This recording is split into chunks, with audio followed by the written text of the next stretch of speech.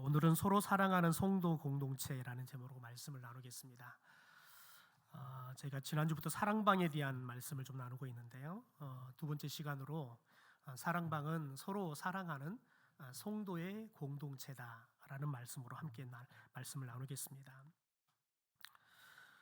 예수님께서 사랑에 대한 이야기를 하십니다. 그런데 예수님께서 사랑에 대한 이야기를 할 때 공간복음서에서는 하나님을 사랑해라, 내 이웃을 내 몸처럼 사랑하라 말씀하십니다. 그런데 요한복음에, 특별히 사랑의 사도라고 말하는 요한복음에 그때부터 쭉 나오는 사랑은 특별히 좀 더 안성되어 있는, 어떻게 보면 사랑의 절정의 모습과 같은 그런 사랑을 이야기하죠. 바로 서로 사랑하라는 겁니다. 서로 사랑하라. 여러분, 우리가 누군가가 먼저 짝사랑을 시작하지요. 그리고 열심히 구애를 하면 또 그 사랑에 감동이 되어서 그 사랑을 받아들이게 되어지면 이제는 서로가 함께 사랑하는, 서로 사랑의 관계가 되어질 때 그 사랑의 열매를 맺지요. 여러분, 그리스도인도 마찬가지입니다. 우리가 하나님을 사랑하고 그리고 우리 이웃을 사랑하고 그렇게 해서 저희들이 함께 복음 안에서 성도가 되어져 가지요. 그런데 여러분, 성도가 됐다 그래서 우리들이 그러면 온전한 사람들로 살아갈 수 있느냐? 그렇지 않다는 겁니다. 여러분, 성도로 살아가지만 교회 안에 얼마나 많은 사랑보다는 반목을 하면서 또 우리들이 허물을 덮기보다는 없던 허물도 만들어서 서로를 실은 시기하고 질투하는 그런 일들이 얼마나 많이 일어나고 있습니까? 우리는 도대체 왜 예수님이 그리고 사도 바울을 통해서 우리에게 서로 사랑하라고 계속해서 하나님은 말씀하시는지, 실은 우리가 이 교회 생활을 통해서 특별히 성도와 성도들이 살아가는 그런 공동체 속에서도 우리는 그것을 충분히 알 수 있습니다. 여러분, 세상에 제일 머리가 아프고 제일 어려운 집단이 누구냐면 목사입니다.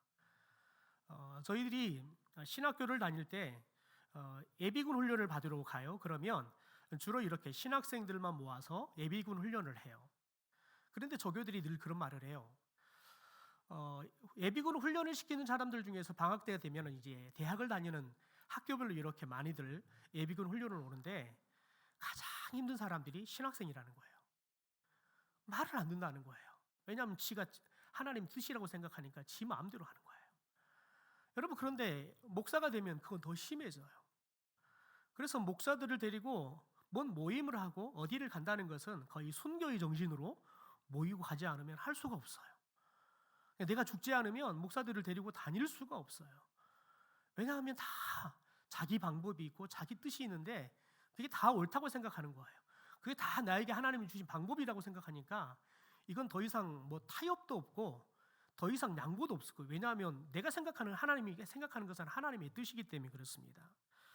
여러분, 그래서 교회 공동체 안에는 우리가 하나님을 사랑하는 것도 중요하고 우리가 이웃을 사랑하는 것도 중요하지만 중요한 건 뭐냐면 특별히 이제 그 이웃들 중에서 성도가 되어지는 이웃들이 있겠지요. 그래서 우리가 교회 공동체를 이루는데 이 교회 공동체를 이루는 성도와 성도들은 어떻게 해야 되냐면 함께 서로 사랑해야 되는 거예요. 어느 한쪽이 일방적으로 계속해서 사랑만 하는 것이 좋은 교회가 아니라 서로가 서로를 사랑하는 것. 여러분, 그게 가장 건강한 교회의 모습이라는 거죠. 여러분, 특별히 오늘 우리가 빌립보서의 말씀을 함께 우리가 서로 사랑하는 성도의 공동체라는 이 말씀을 나누면서 이 빌립보서의 교회를 굳이 우리들이 가지고 와서 이야기하는 이유는 뭐냐면 이 빌립보서 안에는 서로 사랑하는 가장 아름다운 사랑의 모습이 그냥 1절부터 마지막 절까지 주구장창 계속해서 드러나고 있기 때문에 그렇습니다. 그래서 저와 여러분이 우리가 서로 사랑하는 성도의 공동체를 만든다는 게 과연 무엇인가, 이것을 이 빌립보서 교회가 우리에게 좋은 모델로 보여주고 있기 때문에 우리가 빌립보서의 말씀을 통해서 우리가 서로 사랑하는 성도의 공동체를 이루는 이 사랑방을 모습이 뭐냐, 모델이 뭐냐, 이것을 좀 함께 보려고 하는 거지요. 여러분, 빌립보서는 사도 바울이 빌립보 성도들을 향해서 보낸 러브레터입니다. 사랑의 편지입니다. 여러분, 그런데 사도 바울이 이 빌립보서를 쓸 때에는 바울이 어디에 있냐면 로마에 있는 감옥에 지금 갇혀 있습니다. 조금 더 이야기한다 그러면 이 감옥은 우리가 생각하는 뭐 전주 교도소처럼 그런 감옥이 아니라 가택연금을 당하고 있는 거죠. 집에 아예 갇혀서 못 나오는 상황인 겁니다. 그런데 문제는 뭐냐면 이 감옥에 갇혀 있는 것도 바울에게는 굉장히 위협적이지만 끊임없이 바울을 죽이기 위한 그런 공격들이 계속이 되어지는 겁니다. 그래서 언제 사도 바울이 죽을지 자신의 앞날을 전혀 내다볼 수 없고 언제든지 그의 이 죽음의 그림자가 그냥 하루속히 그냥 그에게 들이닥칠 수 있는 그런 위협 속에 살고 있는 겁니다. 여러분, 사람이 늘 내가 언제 죽을지 모른다 그러면 마음에 여유가 없습니다. 다른 사람을 돌아볼 겨를이 없죠. 그런데 이 바울은 이렇게 마음의 여유가 없고 다른 사람을 생각하기보다는 어떻게 하면 내가 살아남을 수 있을까, 이런 것에 늘 마음을 빼앗기고 실은 늘 고심해야 할 그런 바울이 이 빌립보 교회를 향해서 실은 그들을 향해서 사랑의 편지를 쓸 수 있는 시간을 따로 가졌다는 겁니다. 그러니까 우리는 이런 상황 속에서 바울이 빌립보 교회에게 편지를 보낼 수 있다는 것이 얼마나 빌립보 교회 성도들을 사랑했는지 우리는 이것을 통해서 잘 알 수 있지요. 여러분, 예수님 안에 있는 사람이 예수님 안에 있는 여러분 이 사랑이 특별히 바울과 이 빌립보 교회 성도들을 이어주는데 이 사랑이 시간이 가면 갈수록 더 깊이 있는 사랑이 되어지는 겁니다. 더 보고 싶어하고 더 그리워하는 사랑이 되어져 가는 거지요. 한 조사에 의하면 세상 사람들이 세상을 떠나가면서 인생의 마지막에 가장 후회하는 것이 무엇이냐, 이런 답을 했는데 공통적으로 답하는 게 뭐냐면 내가 더 사랑하지 못하고 죽는 것이 후회된다. 내가 사랑한다고 말을 해야 되는데 그 사람에게 사랑한다고 말을 못하고 살았던 것에 대해서 후회한다. 그러니까 사랑의 고백을 하지 못한 것도 후회하고 또 더 나아가서 내가 더 사랑해야 되는데 더 사랑하지 못하고 죽는 것에 대해서 후회한다는 거지요. 여러분, 그래서 우리들이 후회하지 않는 인생을 살려고 하면 여러분 사랑한다고 고백하고 사는 거지요. 한번 물어볼까요? 여러분들은 여러분의 남편이나 아내 또 가족들에게 사랑한다는 고백을 잘 듣고 사시는 것 같습니까?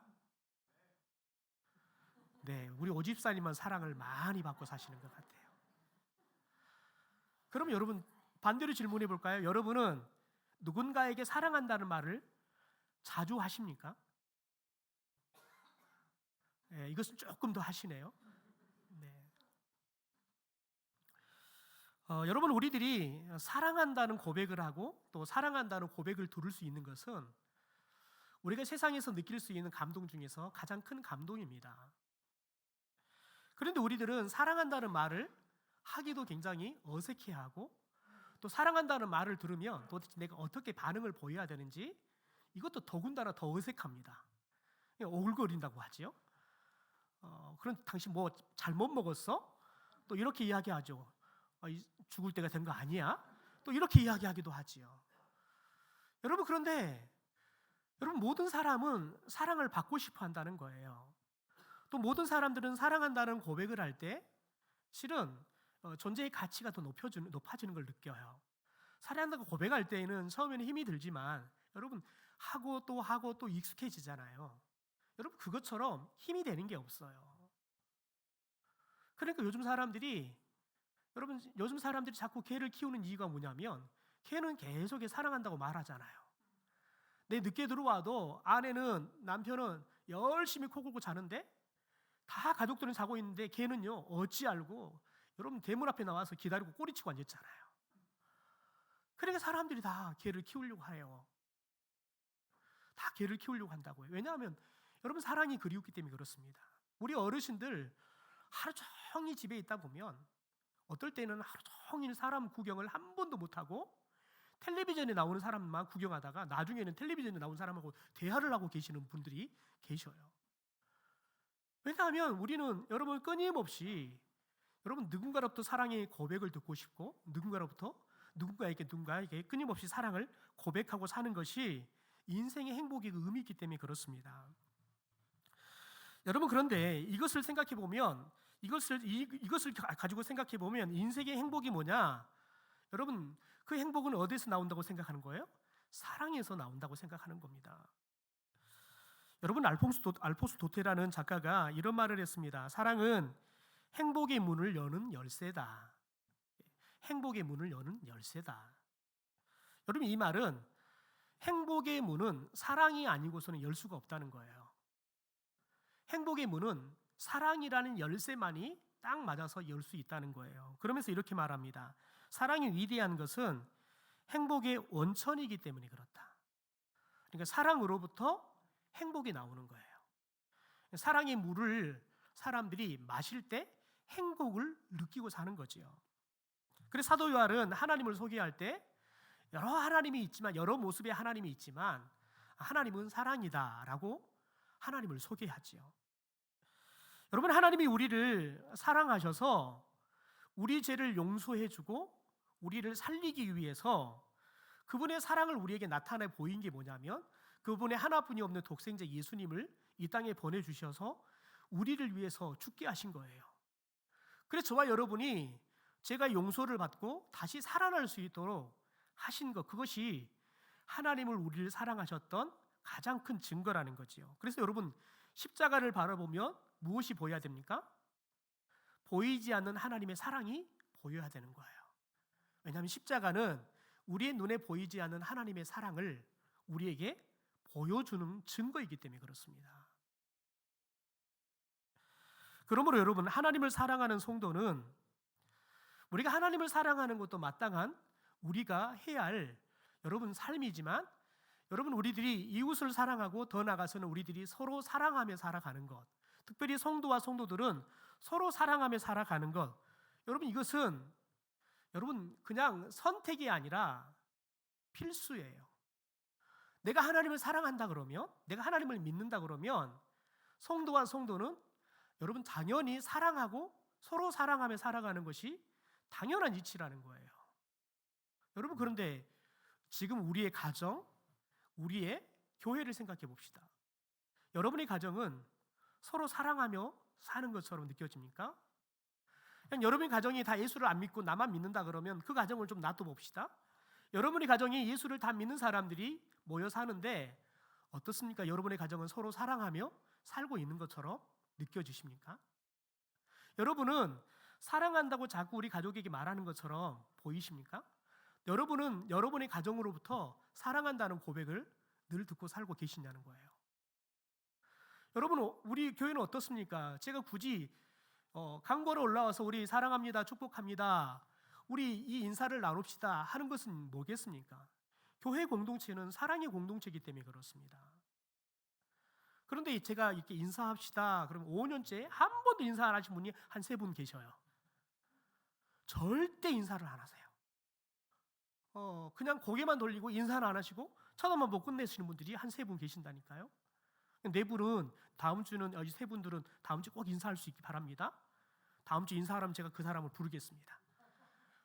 여러분, 왜냐하면 교회 공동체에 들어왔다는 것은 저와 여러분이 사랑하며 사는 거예요. 여러분, 사랑한다는 것은 고백하는 거예요. 고백하지 않은 사랑은 사랑이 아니에요. 말해야 알아요. 그랬잖아요. 말해야 알아요. 말해야 한다고요. 여러분, 말하지 않고서는 그 사람의 마음 알 수가 없어요. 여러분, 성도는 그리스도 안에서 내가 사랑을 받았던 것처럼 우리 이웃을 사랑하고 또 사랑을 받으면 또 사랑을 했던 사람들을 하나님을 사랑하는 것처럼 사랑하고 살아가는 것이 여러분 성도의 삶이라는 거지요. 그러므로 여러분, 저는 저와 여러분의 삶이 또 여러분의 가정이, 우리 교회가 서로 사랑하며 사는 그런 아름다운 사랑의 공동체가 되기를 주님의 이름으로 축원합니다. 여러분, 오늘 본문에 보면 바울과 빌립보 교회의 성도의 이 사랑의 이야기가 등장을 하고 있는데요. 먼저 우리가 좀 살펴볼 것은 뭐냐면, 바울이 지금 빌립보 교회를 향해서 편지를 보내고 있는데 이 편지를 받을 수신자에 대해서 소개를 하고 있는데, 이 수신자에 대한 이야기들을 좀 우리가 살펴볼 필요가 있습니다. 우리 1절 자막을 보고 좀 읽어볼까요? 시작. 그리스도 예수 안에서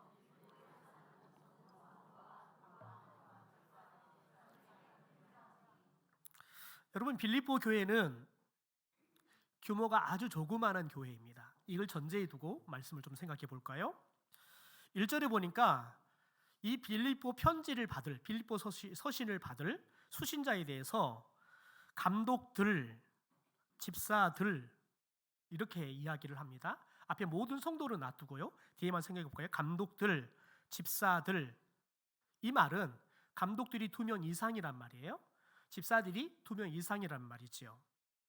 그런데 성경에서 말하는 감독들 하면, 감독하면 오늘날로 교회 구조를 이야기한다 그러면 목사를 의미하는 경우가 대다수입니다. 그렇다면 감독들 이렇게 말했다는 것은 그러면 목사들이 2명 이상 있다는 말이죠. 그런데 여러분, 빌립보 교회는 규모가 크다 그랬습니까? 적다 그랬습니까? 네, 적어요. 그러니까 실제 목사들이 있을까요, 없을까요? 여러분, 우리 교회만 보더라도 그러잖아요. 우리 교회에 목사들이 있습니까? 목사가 있습니까? 예, 목사가만 있죠. 왜냐하면 목사가 한 사람뿐이 없으니까요. 그러니까 저희처럼 이렇게 200명이 넘는 재적이 있는 교회이지만 그럼에도 불구하고 목사를 한 사람 정도뿐이 가질 수 없다는 거죠. 그러니까 빌립보 교회에서 지금 이 조그마한 빌립보 교회가 목사들이 있는 것은 거의 불가능하다. 그래서 성서학자들은 여기서 말하는 이 감독들은 목사들을 이야기하는 것이 아니라 우리가 사도행전에서 특별히 성도들이 많아지면서 생겨났던 게 뭐냐면 이 재정을 돌보는 우리들이 말하는 집사라는 직분들이 세워지게 되어지죠. 그러니까 아마 말씀을 전하고 또 이렇게 하였던 목사보다는 아마 이 사람들은 교회의 재정을 돌보는 또 교회의 다양한 일들을 돌보는 사람들을 말하는 것일 것이다 라고 해석을 합니다.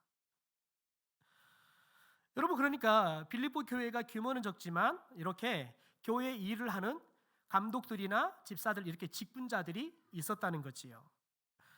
여러분, 그러면 여기서 우리가 성도에 대한 이야기를 좀 살펴볼 수 있는데요. 왜냐하면 수신자를 가장 먼저 소개하는 게 성도, 모든 성도라고 소개하고 있기 때문에 그렇습니다. 여러분, 성도라는 말은 한자를 풀이하면 거룩한 무리, 거룩한 사람들 이런 말이죠. 그러니까 거룩한 사람들을 성도라고 이야기해요. 여러분, 거룩하다라는 것은 완전하다는 의미가 있습니다. 여러분, 그러니까 여기서 성도라고 말하면 이들의 삶이 정말 진짜 완전한 그리스도인으로 사는 사람들을 그렇게 부르는 걸까요? 그렇지 않습니다.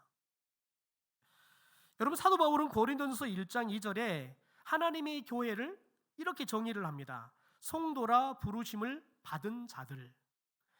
하나님의 교회를 다른 의미로 성도라 부르심을 받은 사람들 이런 단어예요. 그러니까 성도는 어떤 사람이냐면 하나님께서 성도라고 부르기 위해서 선택하고 여러분 교회 안으로 불러들인 사람들을 말하는 거예요. 원래는 거룩하지 못해요. 그런데 하나님께서 이들을 거룩한 하나님의 사람들로 만들기 위해서 불러주신 사람들이라는 거예요. 더 나아가서는 거룩하지 못하지만 하나님께서 거룩하다고 불러주시고 거룩한 사람이라고 보아주시는 거죠. 여러분, 저와 여러분이 하나님의 나라의 백성입니다. 그런데 하나님의 나라의 백성은 죄가 없는 사람들이어야 합니다. 죄가 없는 여러분 의로운 사람들이어야 합니다. 여러분, 그런데 저와 여러분이 하나님의 백성이라고 말하는데 저와 여러분은 죄가 없는 사람들입니까? 지난 한 주간을 살면서 여러분 죄를 한 번도 안 지으셨습니까? 저와 여러분은 수없이 죄를 지치요. 그런데 하나님은 우리를 의롭다, 그래서 하나님의 백성이다 라고 불러주셔요. 그러니까 저와 여러분이 의로워서 그러는 게 아니라 하나님께서 우리를 의롭다 불러주시는 거예요. 우리를 의로운 사람으로 만들어 가시는 겁니다. 여러분, 그래서 성도는 구원받은, 그래서 하나님께서 의롭다 불러준 하나님의 거룩한 무리다라는 거지요. 그런데 여러분, 여기서 생각할 것은 수신자를 모든 성도와 또한 감독들과 집사들과 이렇게 나열하는 병렬 구조로 계속 나열하고 있는데요. 제일 앞에 성도라고, 모든 성도라고 언급하고 그 다음에 감독들, 그리고 집사들 이렇게 이야기합니다. 그럼 우리는 자연스럽게 어떻게 생각하냐면 앞에 있는 성도들과 뒤에 있는 감독들, 집사들은 여러분 이 사람들을 우리들은 각각 다른 사람으로 볼 수 있는데 가장 중요한 건 뭐냐면 모든 성도들과 그리고 장로, 감독들, 집사들 이 말하는 사람들은 한마디로 딱 이해한다 그러면 그냥 모두가 성도들입니다. 저와 여러분이 하나님의 나라 들어갈 때에는 목사라는 직함으로 들어가는 게 아닙니다. 장로라는 직함으로 들어가는 게 아닙니다. 저와 여러분은 모두가 다 성도라는 직함으로 들어가는 거예요. 왜냐하면 여러분 하나님이 부른 모든 사람들은 다 하나님께서 부르신 거룩한 무리입니다. 단지 그 무리들 중에서 교회의 필요를 따라서 일을 맡기기 위해서 그 일에 맞는 직함을 주는 거지요. 그걸 우리는 직분이라고 이야기하지요. 여러분 오늘날도 마찬가지죠. 성도는 하나님께서 부르셔서 구원받은 모든 사람들을 뜻하는데 교회 안에 보면 목사도 있고 장로도 있고 안수집사도 있고 권사도 있고 그리고 집사도 있지요. 여러분 그런데 목사든 그냥 집사든 모두가 다 뭐라고요? 성도입니다. 성도. 하나님의 나라 가면 목사라는 직함 아무런 의미가 없습니다. 목사이기 때문에 천국을 더 잘 들어갈까요? 아닙니다. 목사이기 때문에 들어가는 게 아니라 성도이기 때문에 천국을 들어가는 겁니다. 그러므로 여러분 성도와 또한 감독들과 집사들이라는 이 구절은 성도 그리고 성도들 중에서 교회의 여러 가지 일로 수고하는 사람들 이렇게 표현하면 더 정확하게 표현한 거겠지요. 그러니까 여러분 우리가 사랑방은 장로라는 직함을 갖고 가는 게 아니에요. 권사라는 직함을 갖고 모이는 게 아니에요. 동일하게 성도라는 하나님이 불러주시는 거룩한 여러분 직함을 갖고 모이는 거예요. 그래서 사랑방은 모두가 같이 평등해야 되는 거예요. 성도로 평등해야 한단 말이죠.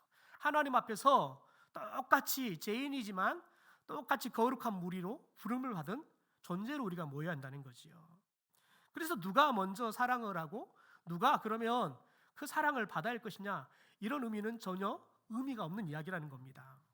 여러분 그렇다면 사도 바울은 빌립보 성도들을 오늘 말씀을 통해서 어떻게 사랑했을까요? 첫 번째 우리 같이 자막을 읽을까요? 시작. 빌립보 성도들을 생각하는 것이 바울의 사랑이었습니다. 우리 3절입니다. 내가 너희를 생각할 때마다 나의 하나님께 감사하며 라고 이야기하죠. 근데 여기서 생각한다라는 말은 그냥 단순하게 머릿속에 그냥 떠올리고 마는 정도가 아닙니다. 머릿속에 그런 분이 있었지 라고 떠올리고 마는 것이 아니라 오늘 말씀을 보니까 여러분 생각할 때마다 뭐 했다고요? 하나님께 감사했다는 거예요. 그러니까 하나님 앞에 기도했다는 말이에요. 여러분 그러니까 사도 바울은 빌립보 교회를 매일마다 생각했어요. 그런데 여러분 우리들이 어떨 때 생각이 그 사람이 많이 나든가요? 아마 우리 어르신들이 할머니 할아버지들이 핸드폰 제일 먼저 화면을 보면 대부분 누가 있을까요? 누가 있을 것 같아요? 네, 손주가 있습니다. 손주. 그냥 그 보고만 있어도 그냥 보고 있잖아요. 넋을 보고 있어요. 그냥 사람들한테 막 자랑하고. 우리 김정남 권사님이 신방 갔더니 그냥 도율이 그 자랑하니라고 그냥 동영상을 막 보여주는 거예요. 제가 보니까 똑같은 성경인데 우리 권사님은 다 다른 거예요. 막 다 계속 또 보여주시는 거예요. 여러분 이게 사랑이에요. 사랑하면 늘 머릿속에 생각이 나요.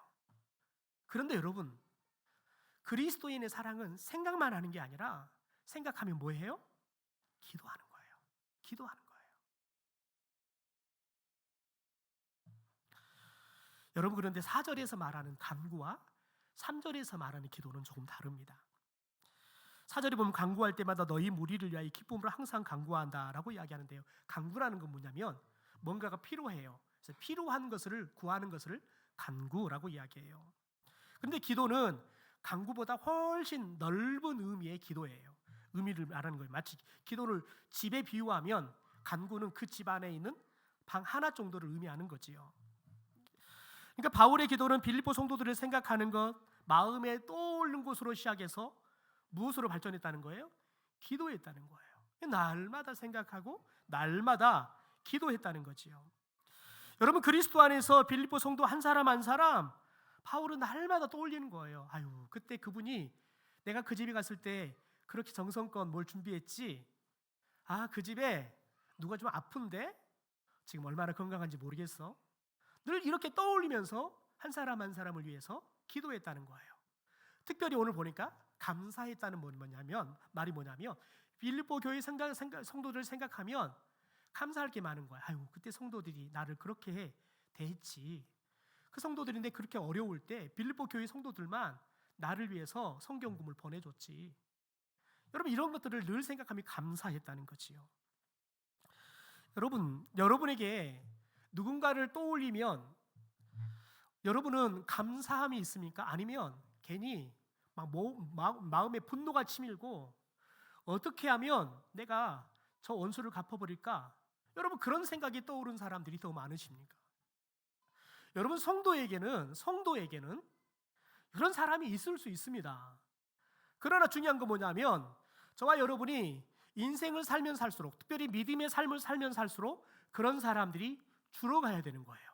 반대로 여러분 생각만 하면 감사한 사람들이 더 많아지는 게 저와 여러분이 신앙의 성숙이고 신앙이 하나님 앞에 잘하고 있다는 증거인 줄 믿습니다.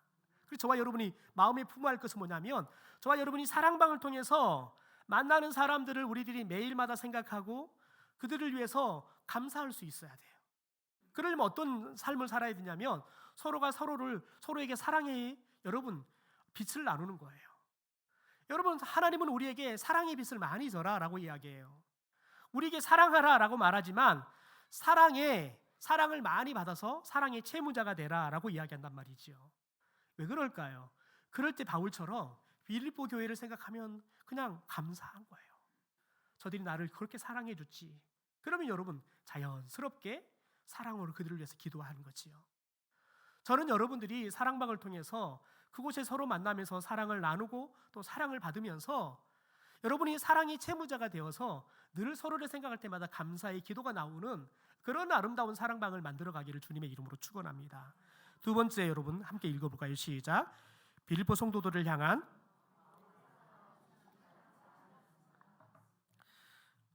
바울의 빌립보 교회 성도들을 향한 사랑은 가식이 없었다는 겁니다. 우리 8절의 말씀을 같이 한번 읽어보시죠. 시작.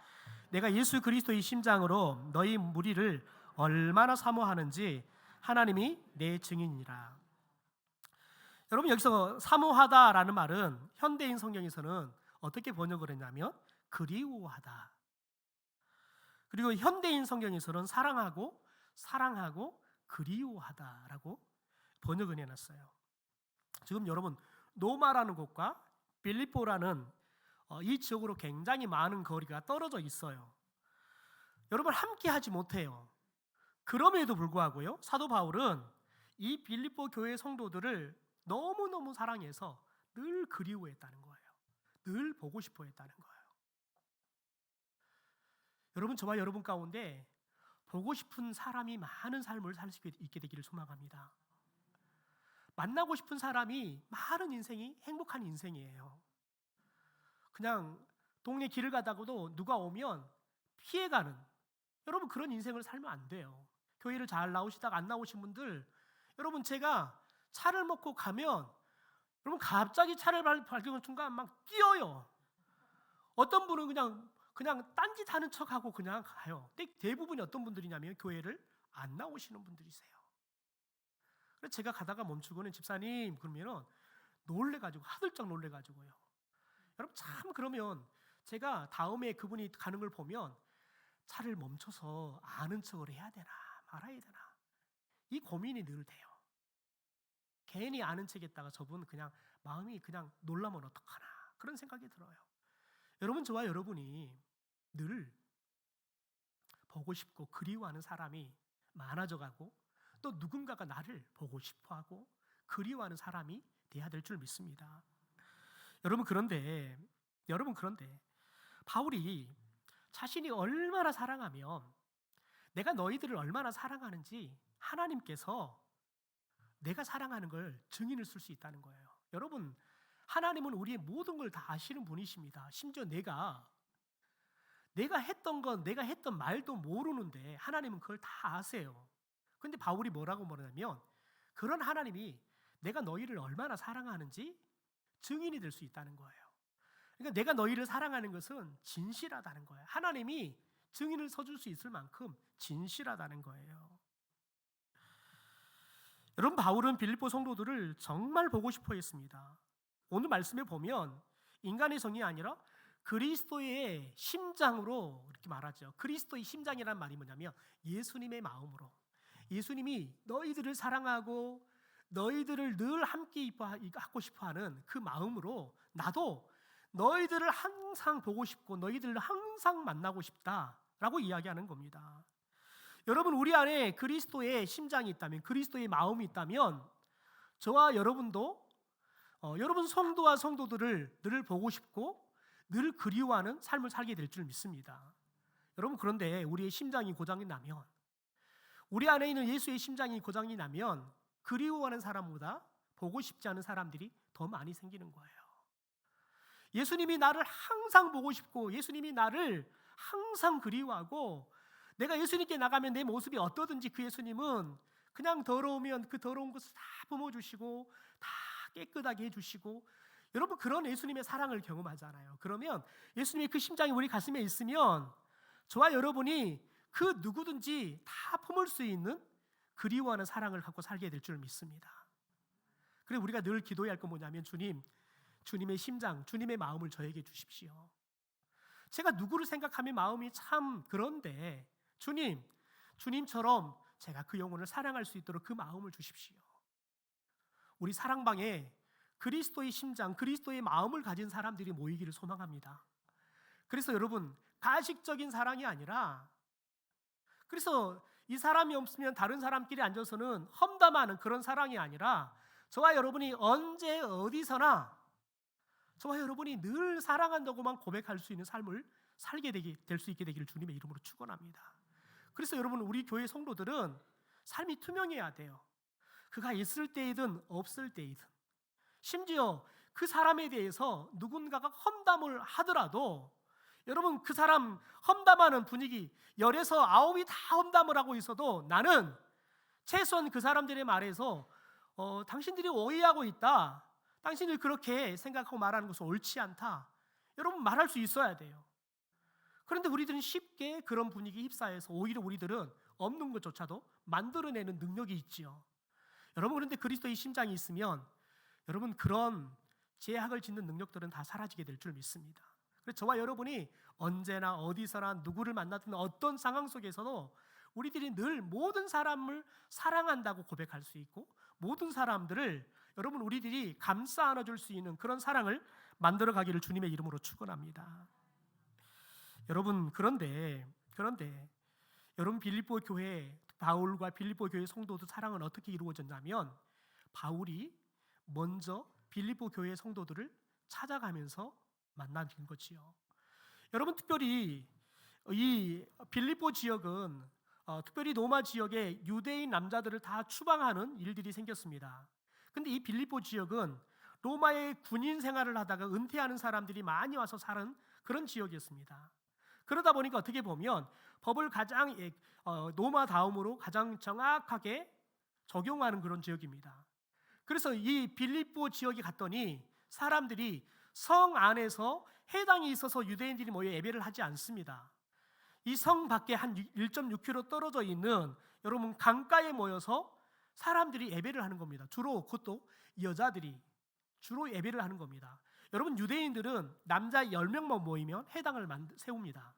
그리고 그곳을 예배합니다. 그러니까 빌립보 지역에는 남자들은 다 추방이 되어서 남자 10명이 없어서 회당을 못 만드니까 이 안식일이 되면 이 성에서 나가서 강가에 사람들이 비도 피하고 할 수 있는 강가에 모여서 그들이 하나님을 예배한 겁니다. 그래서 그곳에 가서 누디아라는 여자를 만나서 복음을 전하고 처음으로 이제 빌립보 성도가 생기죠.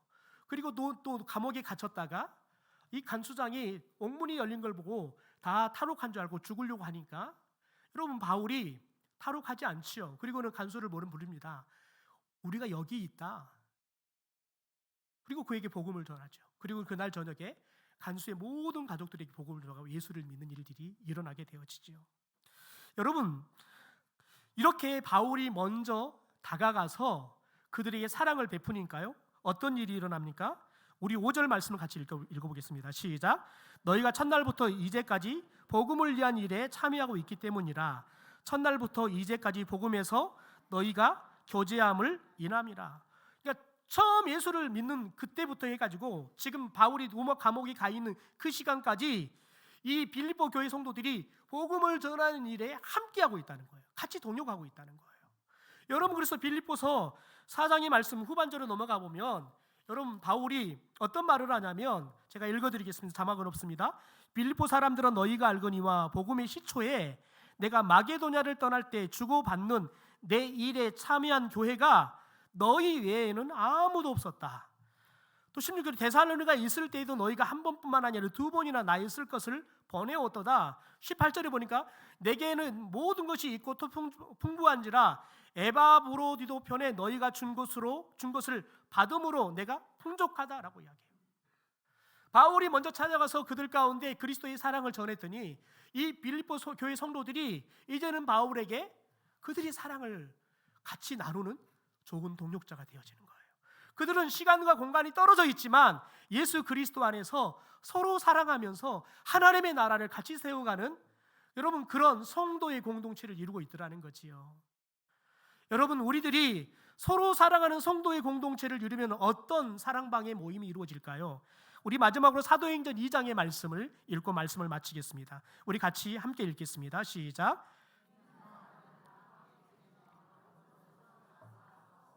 재산과 물건을 팔아서 필요한 사람에게 나누어 주었다. 그리고 날마다 정해진 시간에 성전에 모여 예배를 드리고 서로의 집에 번갈아 모여서 기쁨과 감사에 넘쳐 음식을 나누며 하나님을 찬양하였다. 이를 본 예루살렘의 모든 시민들이 그들에게 호감을 가졌으며 하나님께서는 구원받는 사람이 날마다 더 늘어나게 하셨다. 여러분, 우리가 사랑방을 해야 할 이유가 여기 있습니다.